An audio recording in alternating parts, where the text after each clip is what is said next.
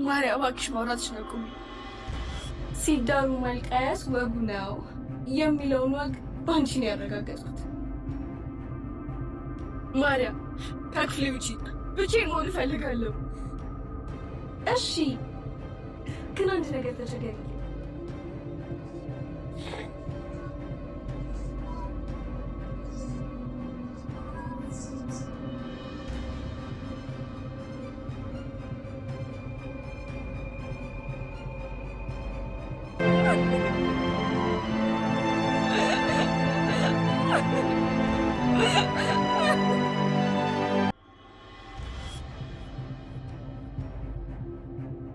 እንደዛ አይደለም እኮ ግን ያው ምን በቃ ስሚ ቤሌ፣ እንዲህ ብቻችንን እስክንገናኝ እየጠበኩ ነበር። ለአንቺም ቢሆን እኮ ገና ልጅ ነሽ። ወንድ ልጅ በመሩት ነው የሚሄደው። እናም የጥሩ ነገር ምሳሌ መሆን ለአንቺም የተሻለ ነው። ስለዚህ ቢያንስ የምታደርገውን ነገር በደንብ አስብበት።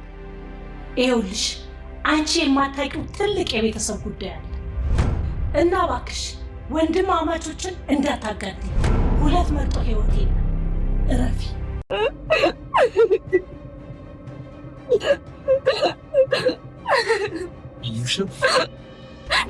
ቤሊል በከባዱ ትልቅ ስህተት ውስጥ ገብታለች።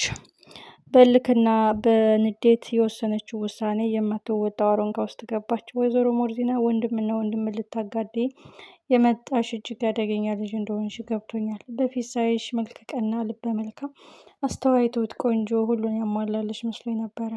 አሁን ግን ሳይሽ በወንድሞች መሀል ገብተሻል። አደብ ግዢ፣ መስመርሽን ወቂ፣ ልብሽን አዳምጪ ስትል ቤሊን አስጠነቀቀቻት። አቶ አምናን እንዴትም ብሎ ባሩክ እንዳያገባት ወይም ቀለበት እንዳያረግላት የጀመረው ቁማር አልተሳካለትም።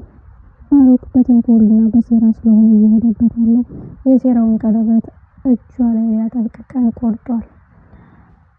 አሁን ሁሉም ነገር ጦርነቱ ተጧጥፏል። አቶ አምናን ልቡ እየቆሰለ አንጀቱ እያረረ ቤሊል ቀለበት ልታረግ ነው። ቤሊልም ወንድሞችን እንዳታጋድኝ ብላ ወይዘሮ ሞርዚና ስለዛተችባት አቶ አምናንን ጥያቄ ሳይሆን የአቶ ባሩክን ጥያቄ ተቀብላ የአቶ ባሩክን ቀለበት ልታረግ ነው። ጦርነቱ እጅግ አደገኛ እየሆነ ነው። ባሩክ የአምናንን ልብ ለመስበር ቆሽቱን ለማሳረር ልቡን ለማቃጠል ይሄን ቀለበት እያደረገ ያለው እንጂ እንደማትወደውና እንደማትሆነው ያውቃል። ግን አቶ አምናን ፊቱ ሲፈካ፣ ደስታው ሲመለስ፣ ልቡ ሲረጋጋ፣ ከጭንቀት ሲርቅ ማየት አይፈልግም። ሁሉም በጭንቀትና በሀዘን ውስጥ እንዲቆይ ነው የሚፈልገው። ወይዘሮ ሞርዚና ይሄን ነገር ተረድታ ነው ቤሊል እባክሽን አደብ ግዢ አንዱ መስኛለችን። ቤሊል ለአምናንም ለባሩክ በቃ አልፈልግም ብላ ከዛ ቤት ወጥታ የራሷን የተረጋጋ ህይወት መኖር አለባት። ለጊዜው አምናን ልቡን ተሰብረው ባሩክንም አምናን እያቃጥለው ከሚኖር በቃ አልፈልግም እናስብበት ብላ ዘወር ማለት ነው ያለባት እንጂ ያንን ቀለበት ካረገች በተለይ ማርያ ጮቤ ነው የሚመጣው። አቶ ባሩክ የሴራውን ወጥመድ አቶ አምናንና ቤሊልን የጋለ ሰዓት ላይ አስቀምጧቸዋል። ወይዘሮ ሞርዚና ይህን ተንኮልና ሴራውን ጠንቅቃ ስለምታውቅ እባክህን መስመር አትለፍ እያለ ብትለው እሱ ግን መስመሩን አልፎ አቶ አምናንና ቤሊል የጋለ ብረምጣድ ላይ አድርጎ እያቃጠላቸው ነው። እንደሚፈቃቀሩና እንደሚዋደዱ ድብቅ ግንኙነት እንዳላቸው ያውቃል።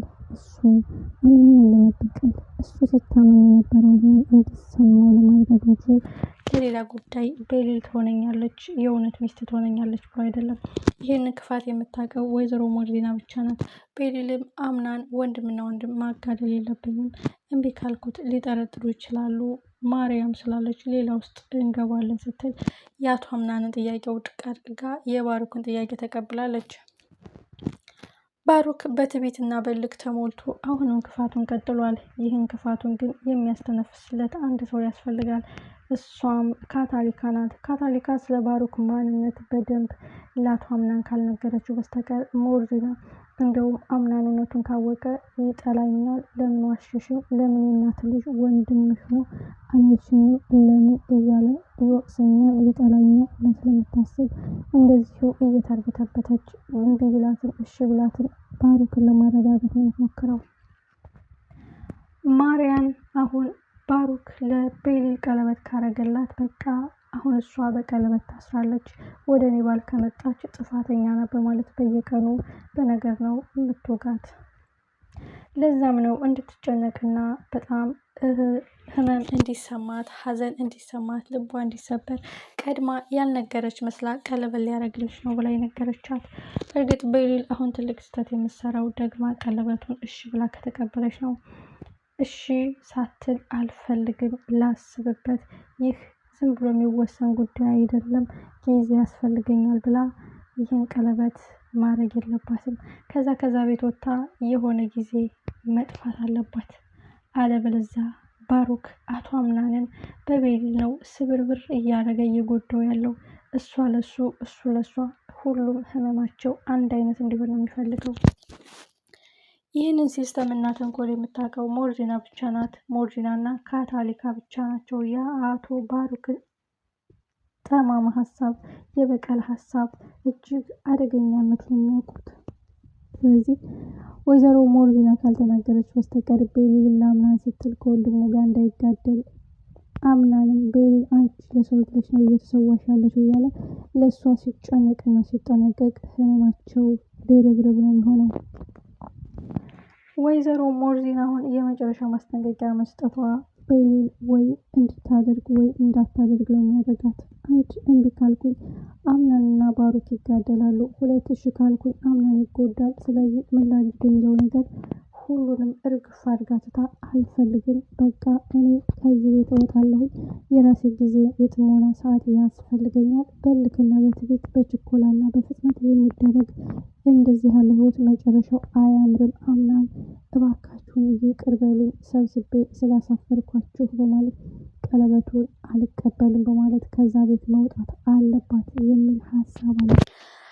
በጣም ያሳዝናል። እንግዲህ አቶ አምናን ያንን ቀለበት ከተቀበለች ቤሊል ሁልጊዜ ለሰው መስዋዕት እንደሆነች ነው፣ ሁልጊዜ ለሰው እሷ እንደታመነች ነው። የእሷን ስቃይ የሚሆነ የሚጎዳላት ማንም የለም እሷ ብቻ ናት እያለ እንግዲህ አቶ አምናን በስቀቀልና በህመም ውስጥ ነው እያለ ያለው። ምክንያቱም አቶ አምናን ቤሊል አቶ ባሩክ ቀለበት ሲያደርግላት እኔ ማድረግ ያለብኝ እኔ መግባት ያለብኝ እያለ እንግዲህ በአይምሮ ሲያገላብጥ ያደረው አቶ አምናን፣ እሱ ግን በተንኮልና በአደገኝነቱ የተሞላው ባሩክ ሳይቀድመው ይቅደም፣ ቀድሜው አንጀቱን ማቃጠል ቆሽቱን ማሳረር ነው ያለበት ማለት እንግዲህ የዘለቄታዊ ሳይሆን የልክና የበቀል ሴራውን ቀለበት ሊያደርግላት ዝግጁን አጧጥፎ ድግሱ ተደግሶ ሙሽራውና ሙሽራው መድረክ ላይ ተገናኝተው ቀለበቴን ውድ ታገቢኛለሽ ብሎ በርከክ ብሏል።